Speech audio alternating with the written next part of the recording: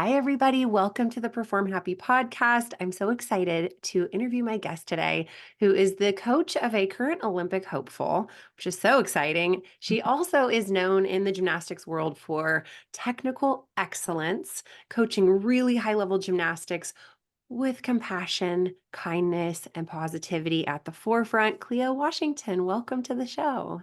Thank you so much. I am really excited to be here this morning.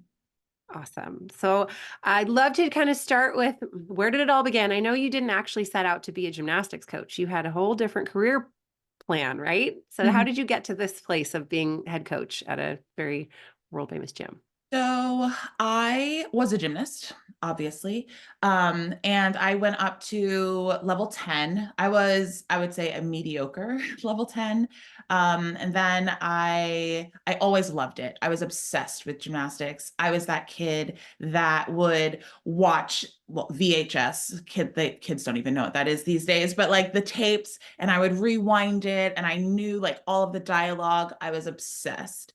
And then I went to college. I did not do gymnastics in college. I was actually on the rowing team, which was a lesson in teamwork for sure.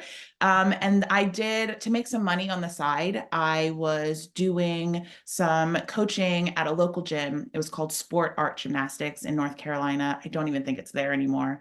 But I loved it. I loved every second of it. I loved gymnastics, obviously, as a sport, but then I just loved like hanging out with the kids. And then at that time, I was going to college to be a doctor.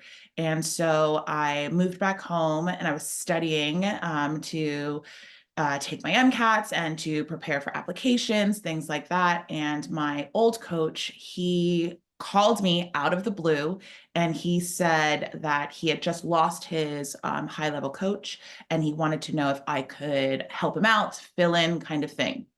It was supposed to be super short term. In my brain, I was like max 1 year, like because I was still like applying to schools and doing some things, getting ready. And I got in there, and he kind of just like left. He went to nationals, and so it was just me in the gym with like a whole bunch of like athletes, and it's funny. It was like a sink or swim kind of moment, and I loved it. I loved it so much. And the girls at first, they were teenagers, and you know how teenagers are, and so they were a little bit wary of me for sure. But I worked really hard to gain their trust, and I fell in love with coaching. I think when I was in college, I was doing like lower level compulsory things like that, but then this was my first taste of coaching like upper levels, and it was wonderful. So I was ended up being there for 10 years. It was supposed to be 1 year. I was there for 10, and I coached a lot of different things. I was doing classes at some points. I was doing compulsory. I was doing optional. I was doing elite. And I eventually I felt like I was outgrowing it. So I decided to look for a new opportunity. And I knew the head coach who used to be at Airborne. We were very good friends. And he said that there was an opportunity to move out to California and to go from Delaware to California. It was a huge change. And honestly, I made the decision very quickly, which I think made it a little easier. So I wasn't like in my head. And I made the leap and traveled to Airborne. And it's been such a great experience in that I have learned more in the past 4.5 years that I've been there about gymnastics, about the sport, about coaching than I feel like I did in the first 10 years I did at First State. So it's been a whirlwind for sure, but like in the best way possible. That's so great. And something I relate to. I was a coach, not nearly as high a level. I coached up to level 9. I was at year 15 of coaching. I looked Mhm. back and went, I know nothing about this sport. I know Mhm. nothing. It It changes just kept constantly. revealing how Yeah. much I didn't know and what was new and new technique. And I look back now, I haven't coached in 10 years and I'm like, I don't even know how to coach a vault anymore. I have no idea how like arm circles are happening and all the technical changes as it evolves into this incredibly powerful, Simone Biles sport. Well, the rules definitely change all the time, but then like the technique changes. But I think what also has changed and made it interesting for sure, for better or for worse, is that social media. So like now, like you have access to gymnastics, whether it's drills or routines or results. It's at like the tips of your fingers. So like that part is a lot different too. Mhm. So like there's like it's like almost in a lot of cases too much information. So you have to like sift through which is going to work best for you and what advice you should follow. So it's definitely, we're in an interesting time for sure compared to, I would say, a decade ago. Yeah, just the drills alone. I remember like we did the same drills for 15 years and then the internet comes and we're like, "Oh my gosh, there's so many different ways to teach a back handspring. There's Yeah. so many different ways you can micro drill a skill, which is so amazing." Mhm. But okay, so now Daunting at times, but yes, sure, amazing.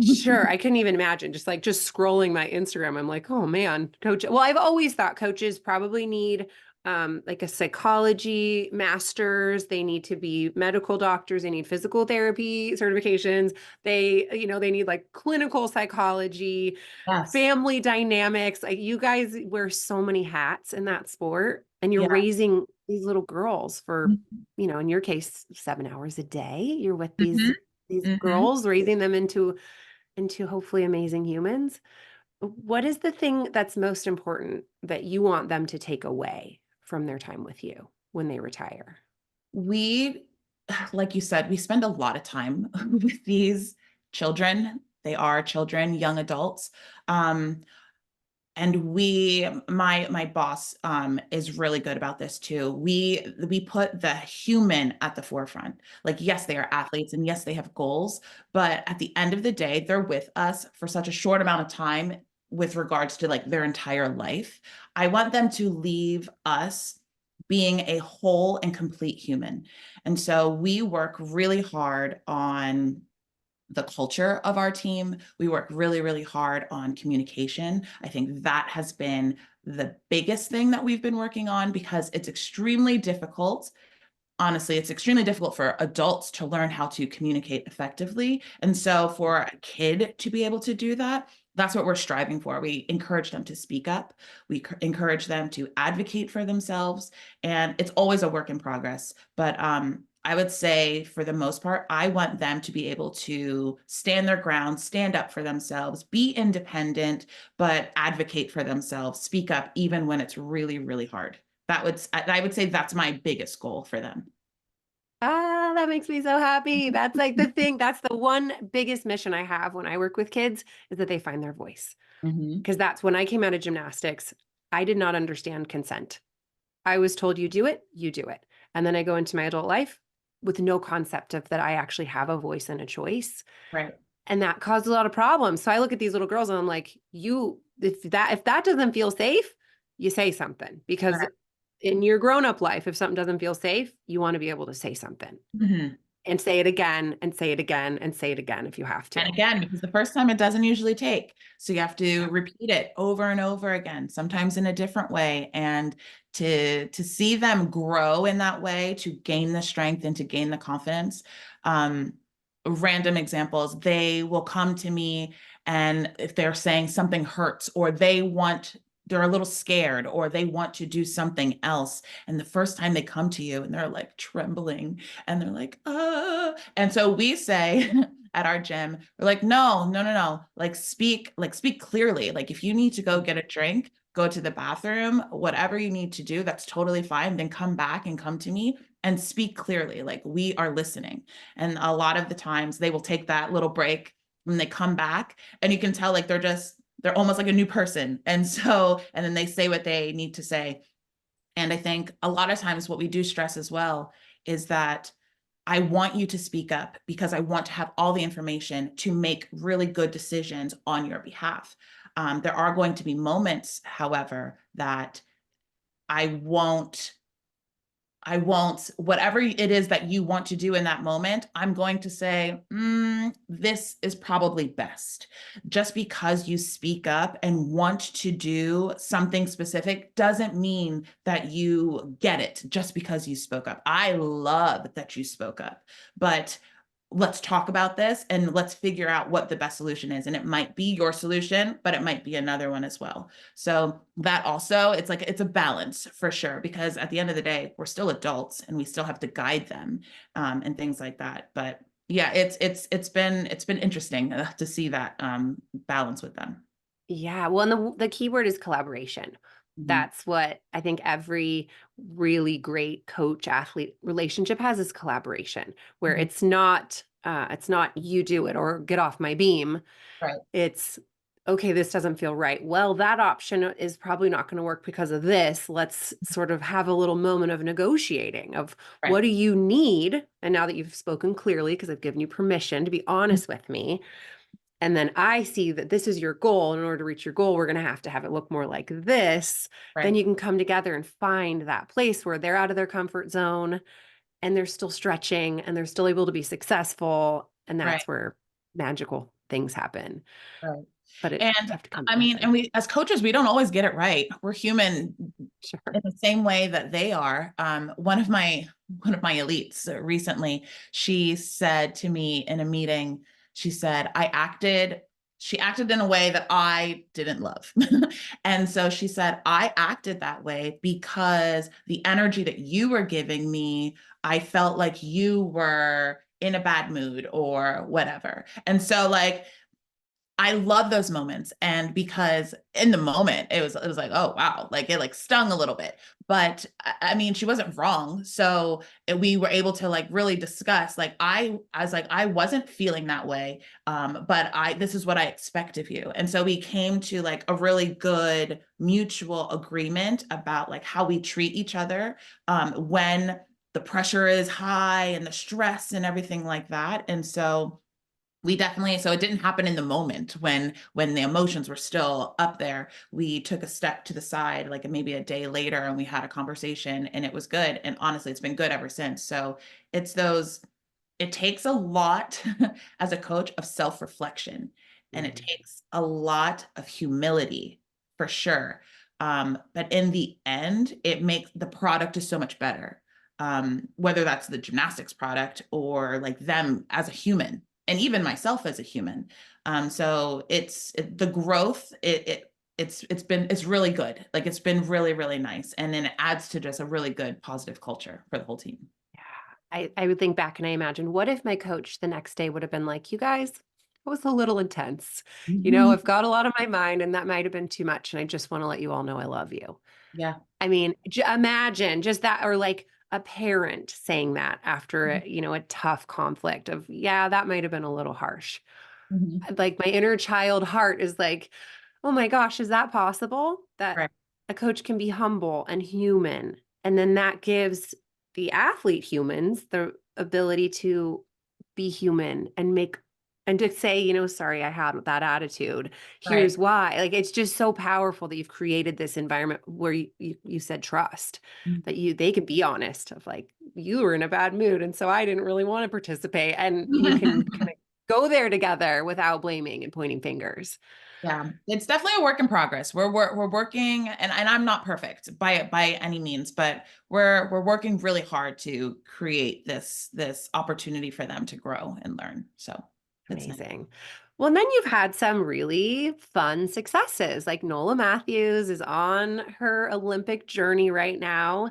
So I'm curious. I know big dreams like that can Mhm. be really motivating, can really help through those gritty moments, but they also can be very stressful. That ticking clock and running out of time. I think every young gymnast, no matter what your level or your goal, has had that I'm running out of time feeling. So how do you guys balance being aware that this big thing is coming and also being present for training? How are you guys kind of managing that?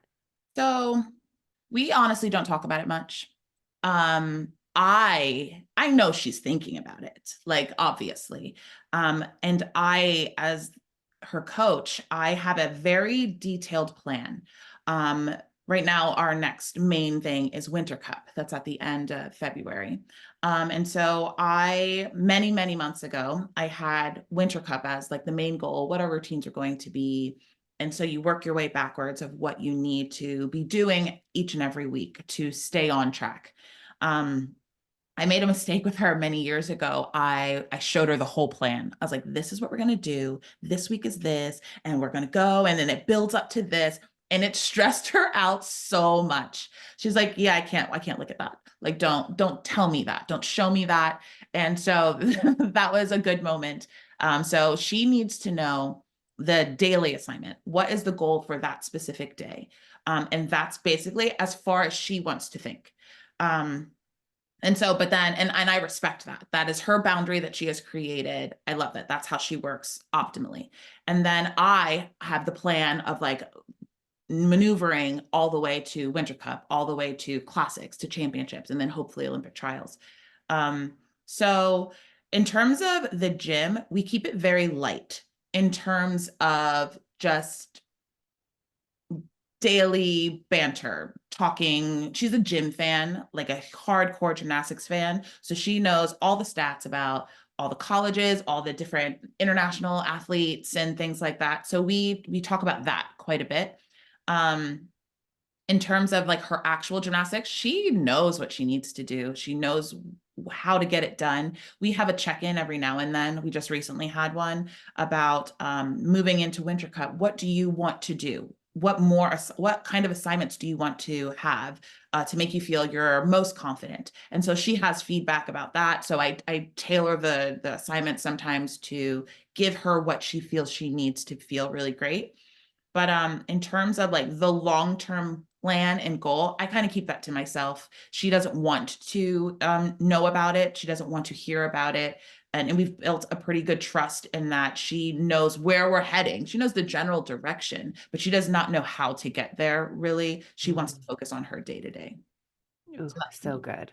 Mhm. So good. Because that's where you find your flow is one Yeah, day at a time, one event at a time, one skill at a time, one yeah, attempt at a time. yes. That's where those little micro improvements happen that slowly over time build you into a, machine of greatness. Oh, I mean, that's the plan. Yeah, but if you expect to be a machine today, you're going to be let down. And if you're Right. expecting to be, if you're like comparing yourself Mhm. to other athletes, I mean, there's a lot of things you can do to undermine your own confidence. So that's great that she's just staying super present through the Mhm. process. Mhm. And just staying healthy is probably a humongous part of it. Oh my gosh, yes. That is the main focus every single day. Being Yeah. healthy, doing our PT stuff, doing our conditioning, things like that. Yeah. Okay. So I have a lot of athletes and parents who listen in who are struggling with fear. Mhm. There are differing opinions on how to coach one through fear. I had all of them not work for me as a kid. The like, do it or get off my beam, do it or the team conditions. I'll spot you forever and ever and ever and ever. That also didn't work. So, do you have any kind of top tips or things that you have seen work when a kid is hitting a wall with a skill? So I would say that if a specific gymnastics is scary. Let me first say that gymnastics is scary. I would say that if you should look at the culture of your gym. If one kid is scared and your culture of your gym is that one that is supportive, one that is encouraging, one that is not threatening, then that kid's going to get over it pretty quickly. If you have a culture in your gym where it is threatening or many kids have it, then that's a gym culture issue and not necessarily that athlete issue. That might be controversial to say, but I 100% agree. I 100% agree. I couldn't agree more. yeah, so and I also think taking the elephant out of the room. We tell the kids all the time, like we ask, "Are you nervous?" And at first they'll be like, "No, no," because they think it's bad to be nervous. And I'm like, "This is scary. You guys are doing some big things. Like I understand." So allowing them to vocalize, to admit that it is scary, I think that's absolutely the first step. If they're saying that they're not scared or that they're not nervous, then then you have that's the battle. That is the battle right there. Because as soon as you admit to it, then we can start tackling it. Then I ask them, what are you scared of? And most kids can't really, especially if they're young, they can't really vocalize, or they don't know what they're scared of. And I hesitate to give them options. Like I don't want to say like, are you scared of this? Are you scared of that? Because then I'm putting something in their brain that like they weren't actually thinking of before. So I don't do that. So I'm patient, let them answer. And I say, you don't have to answer me today. You can really think about it. Go home, tell me tomorrow. And sometimes they still can't figure it out, which is totally fine. They're kids, they're young. Yeah. I would say in every instance, you have to step back. They're pushing too fast. And that's the frustrating part, because you have the deadline of a season or of a level change or of whatever. And you have to take that part out of it. And they're just not ready for whatever it is you're asking them to do. And when will they be ready? I don't know. The hard reality is they might not ever be ready. But if you give them that step back, if you give them that space to, one, just sit in their feelings and to know that it's okay, that it's normal, I think they can work through it. They'll be able to work through it. A lot of coaches, it's hard to step back. It's hard to, and sometimes you have to step back many steps, things that you did for months. And that's really hard, but it's, in my opinion, the only way to really forge forward. I mean, you take like 2 steps back, you take 5 steps forward. I mean, that's the thinking, that's the trust and faith that you have to have. But another thing that really helps some of the kids is that kids are scared because they feel like they have no control. So if you give them a little bit of control in terms of the assignment or the steps they need to take in order to get it back, giving them just a little semblance of control, it helps out a pretty large group of kids, I would say. So that has been helpful for me, but generally speaking, you just have to take a couple steps back. And that's normal and it's fine. And you have to reassure them and that it's okay. And even if they have to skip a meet or if they don't get to the next level, it's fine. At the end of the day, in the grand scheme of things, it's going to be fine. That's hard. That's a hard pill for parents to swallow too. Yeah, it is. Well, and kids and coaches and I always say that the human brain does not care about competition schedules. No. It doesn't. It doesn't care about move ups. It only cares about keeping you safe. And for most of those kids, when they say, I don't know what I'm afraid of, it's the truth.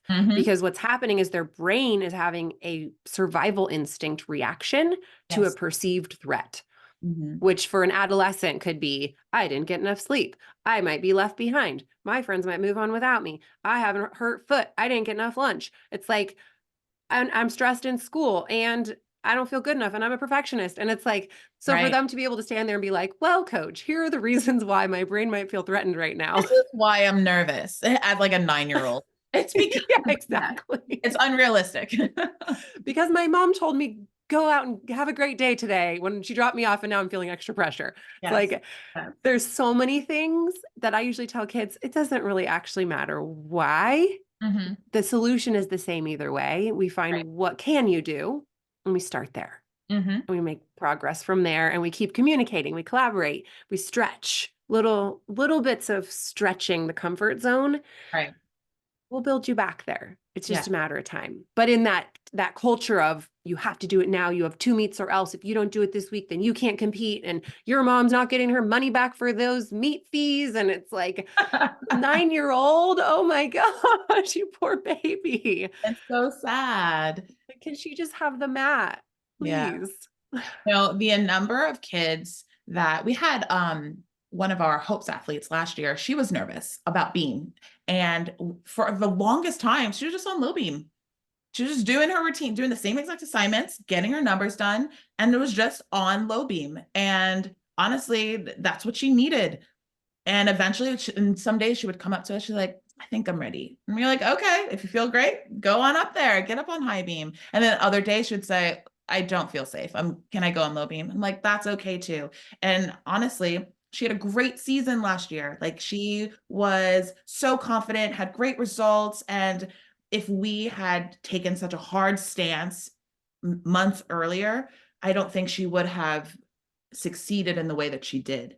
So yeah, definitely takes some bobbing and weaving, some maneuvering and things like that, thinking outside the box and just being calm and patient, really. Yeah, and flexible. I think a lot of coaches are like, we don't do low beam during season, or we don't do spots, or we don't do mats, or we any kind of blanket policy. I'm like, where's the bridge to confidence? Not Mhm. everybody's going to need this, but Right. it's like what you said about the low beam. Sam Peshek, the '08 Olympian, that was literally her exact same strategy. She did 3 times as many as her team, but on the low Yeah. beam. Coach Mhm. said yes. She suggested, can I go do more on low beam? And then she gets picked to the Olympic team for beam because she's so consistent. Yeah, Because she did triple what her teammates were doing on the low beam because she was nervous. It's like that's amazing. I it love that. doesn't I did always not have to know that look the story. same. That's cool. Yeah. She struggled with fear through the whole, and she just her coach she'd come to him and say, "Can I try this instead?" And he'd say yes. So it Mhm. was that collaboration. It was her being honest, and it's like not that it doesn't seem that hard to to create that type of relationship. Like that's what I would want to have with my kids. It doesn't Absolutely. not I think fun to I think tell for them a lot no. of coaches though, there's the pressure that they feel, whether it's from themselves or from the coaching community, from perhaps maybe their boss or the parents, or there's a lot of different places of pressure. It's it's really hard, just in the same way that we expect our athletes to perform under pressure, like we are under pressure too. And so like it's hard to make rational, calm decisions when you feel like everything is on top of you or everything is weighing on that.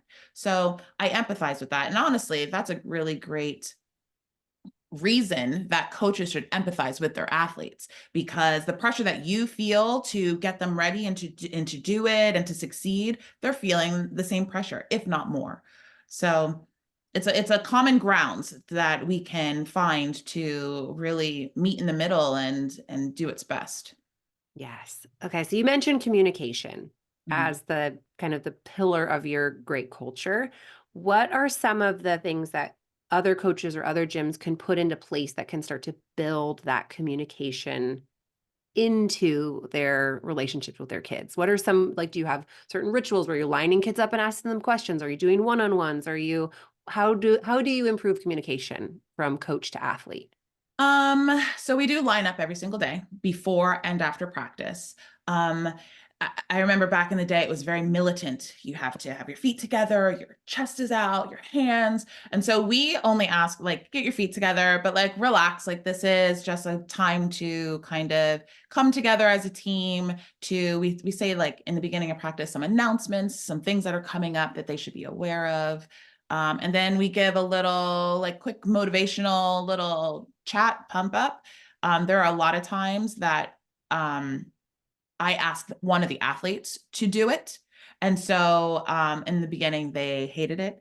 And so I'll call like one of like the little ones. And sometimes I'll call on a 9-year-old. Sometimes I'll call on the 17-year-old. But like they come to the front, they stand in front of their teammates, and they give some motivation for the day. And all the kids laugh and they really like it. But they get used to just speaking up, having a voice. And then we start the practice. When we have a visitor, the previous head coach, he started implementing this, I believe. But when a visitor comes, each kid has to say their name, their age, their level, and like a fun fact about them. So they're constantly getting used to having to speak up, and they're very nervous in the beginning. Some are very quiet, but it's a fun way for them to just kind of get out of their skin. um, and then we do that at the end as well. We have a little wrap up and we clap them out. But I think it's just in every single moment, we ask them questions and we expect them to give us an answer, to stand tall, to speak clearly, and to have an actual answer. I think as adults, and I do this sometimes too, and some of our other coaches, we answer for them we ask the question, and if they're just a little slow or like they're thinking, we provide the answer and we're like, right? And they're like, yeah or no. And we have to stop doing that. We have to give them the time, the space, the grace to kind of come up with their what's actually authentic to them. And so just we ask them questions all the time, whether it's about gymnastics, whether it's about themselves, their families, their favorite foods, things like that. But just expecting an answer, like an actual answer, whatever it is. But then whatever their answer is, it's kind of like celebrating that answer so that they don't become insecure or like, oh, self-conscious. I didn't mean to say that. No, like celebrating whatever it is that they say, so that it encourages them to keep opening up. Awesome. Yeah, I love baby steps. Even just like I tell kids sometimes if you're just terrified to talk to your coach, no matter how nice they are, Mhm. it can be scary. It Like is. just give them a compliment. Coach, did you get some new shoes? You know, how was your Mhm. weekend? Like just start asking questions to try to, build that muscle of communication. You don't have to go straight to the I'm afraid of my back handspring today. Can I go get 3 mats? You don't Yeah. have to instead you can go, "Hi coach, nice to see you." I mean, Mhm. just open your mouth and let words come out and realize that it doesn't kill you and then try like another step forward from there. Mhm. Maybe a question, "What are we going to do today?" or something like that. Just come up with a few questions that you can even like write down on your phone that you might want to ask that day to Mhm. practice because it Mhm. goes both ways. But it's great you're giving them that opportunity to flex that muscle. For the kids that are like super nervous or very shy, I will go out of my way to be like, hey, how's it going? How's your day? And they look at you at first like, she's talking to me. But eventually, like they'll have a response. If you do it 20 times in a row, eventually they're going to start opening up. And it's pretty cool to see. Yeah, but then they're like, "Well, my dog did this, and then my cat," and you're like, "Okay, okay, there she is. Okay, we found Then you." you got to teach them there's a time and a place. Yeah, I'll never forget. I was like, "Okay, no more questions. Are we all good? We know the assignment. No more questions." And this girl, this like 8-year-old, shoots her hand up. She's like, "Oh," I'm like, "Yes," and she's like, "This weekend, my grandma." I was like, "Oh my god." I'm like, "Okay, moving on." I'm like, "Tell me later. Love you. Tell me later." Yes. Okay. So another important line of communication is coaches to parents Mhm. because, you got these parents paying a mortgage payment to send their kids to gymnastics Yes. and their kid comes home in tears and mama bear wants to protect her baby or whatever, or the parents just don't know what's going on. What are the lines of communication that you guys have set up so that it can be, a healthy communication between coaches and parents? Um, we communicate quite a bit at Airborne, especially compared to my last gym. My boss, Melanie Ruggiero, she'll say this, she's an over communicator. So we have so many meetings, emails, text message threads, phone calls, and she expects that of us as coaches to communicate in that way with the parents. So we have a lot of parents, obviously, so we kind of divvy it up, spread the load amongst the coaches so that we want the parents to feel like they can come to us with a question at all times. We will set up meetings if they need meetings during the day, or we have office hours built into some of our schedules so that we have that extra time to have meetings, to send those emails, things like that. I would say that, I mean, I've been at 2 other gyms before, and it wasn't like that at all. I would say that generally speaking, I think the stereotype is that it's pretty hands off. You drop your kids off and you just see them at the meet. You pick them up and then you see what they're doing at the meet. But we have a very open door policy. Parents come and watch their kids a lot during the day, and they watch on we have Spot TV and they're watching. They ask us questions about what they're doing, and if we see or can forecast, like maybe they're not going to be ready for such and such meet in a couple of weeks, we try really, really hard. Again, we're not always perfect. We try really hard to be proactive, to reach out to them so that there is no one who feels like they're blindsided or like they weren't communicated to, because that is the worst feeling in the world, especially because they are paying a lot of money. It is their kid who wants to compete and do well, and they want to see their kid happy. So I think, generally speaking, that is something that we really, really, really work hard on. And coming from the program that I came from in Delaware, that wasn't like that. And maybe it was, but I wasn't involved in that. That wasn't like a thing. And so it was a skill that I have had to learn. I'm still learning, because it's uncomfortable sometimes. Those conversations are hard. And so we do our best. We're not perfect. We're trying really, really hard to keep the doors open so that they feel like they can come in and ask us whatever questions that they have. And honestly, it builds trust so that in the end, they do feel a lot happier, regardless if it's if their kid scratched or had a bad competition or is scared or anything like that. If you open up the lines of communication, those interactions that are difficult, they're easier. So that has been a lesson that I have had to learn, and I'm still learning, but that's something that we work really, really hard on at Airborne, is to keep the communication lines open.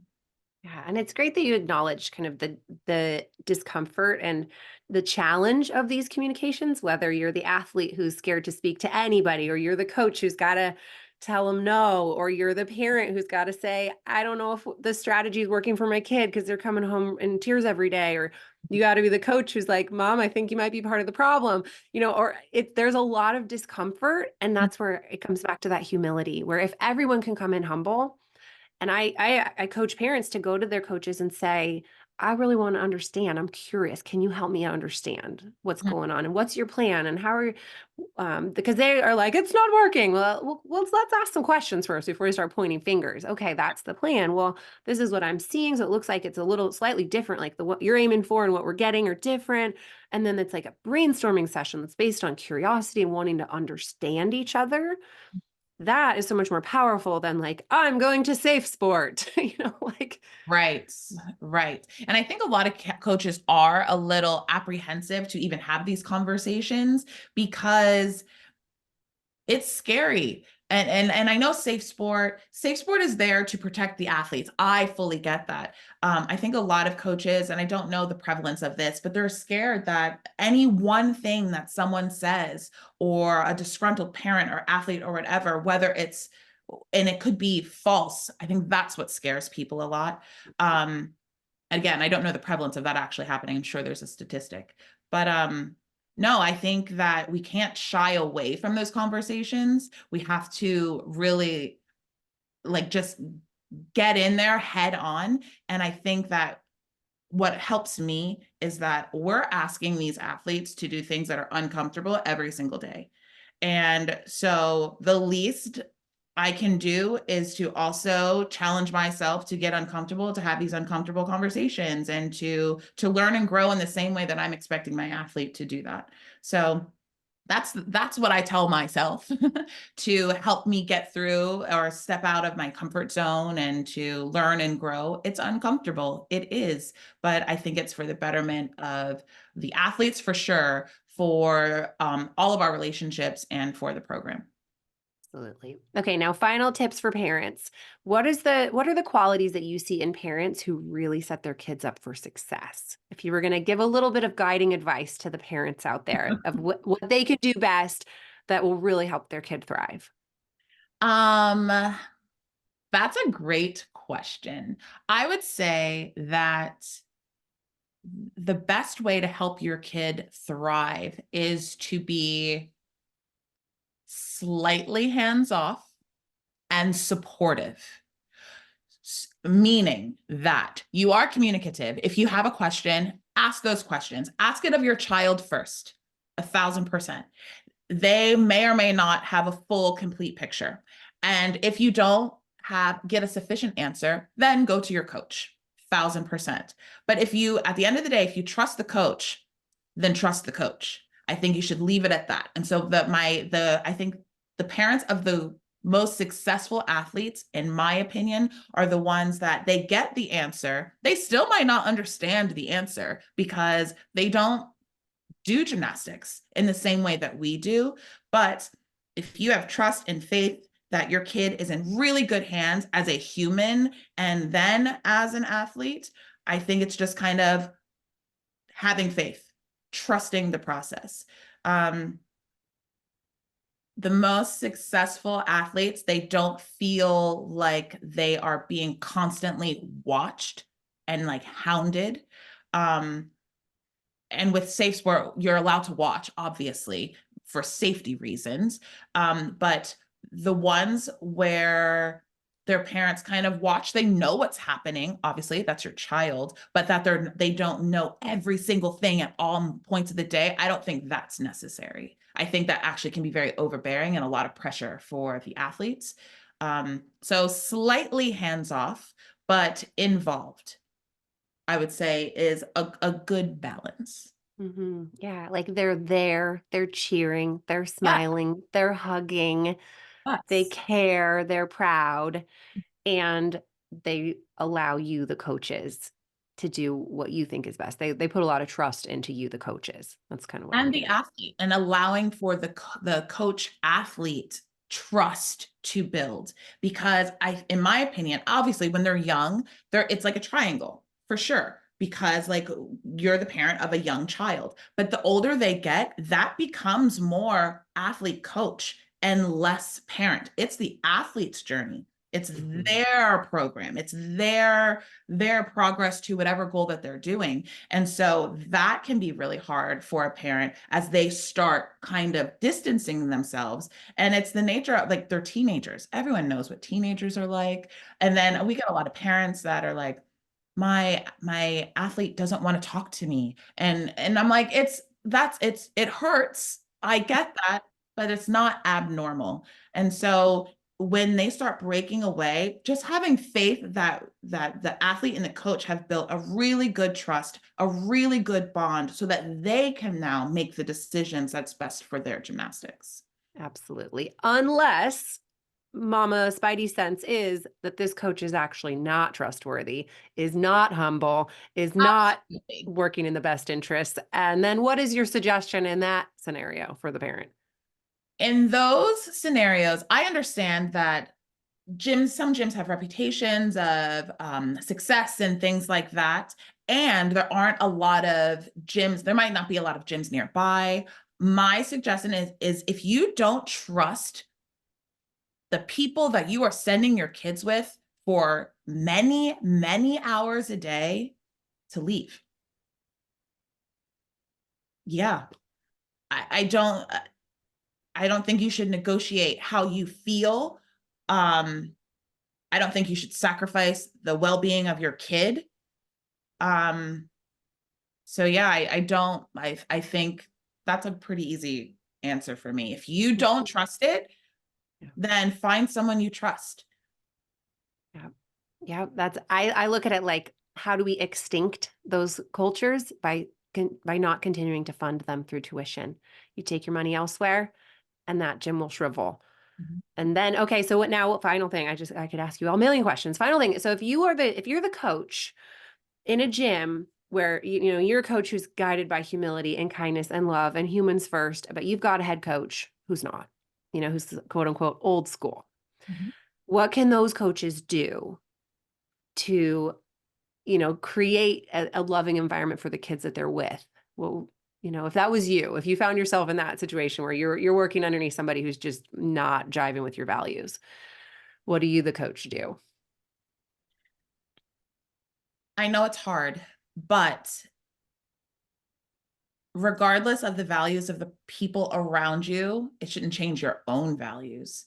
And I think that if you have no choice but to stay, whether that's financially or I don't know, I can think of a lot of reasons. I just think you should continue to be authentic to yourself. Treat the kids in the way that you really believe they should be treated. Do the job in the way that you want to do the job, and the kids will see through it. Mm-hmm. The kids will see through it every time. Um, and I think that I would argue that in those instances, they need you, Yeah. because if they're getting for lack of a better word, a tyrant on one side, and then they have you on the other, then I would say that if you have no choice but to stay, because then you're talking about your own well-being and your own goals and aspirations and things like that, which is fair. And if you can't leave, then I would just continue to be you, be authentic to you, live in your own skin in the exact way that you want to do it, because the kids are going to see that, and the kids are probably going to gravitate to you, and they probably need it. They need that balance. Yeah, definitely. Cleo Washington, this has been so amazing. So many golden nuggets, I think, that are helping already to move the sport forward. It's been such a pleasure. Thank you so much. Thank you so much. This was great. Thank you.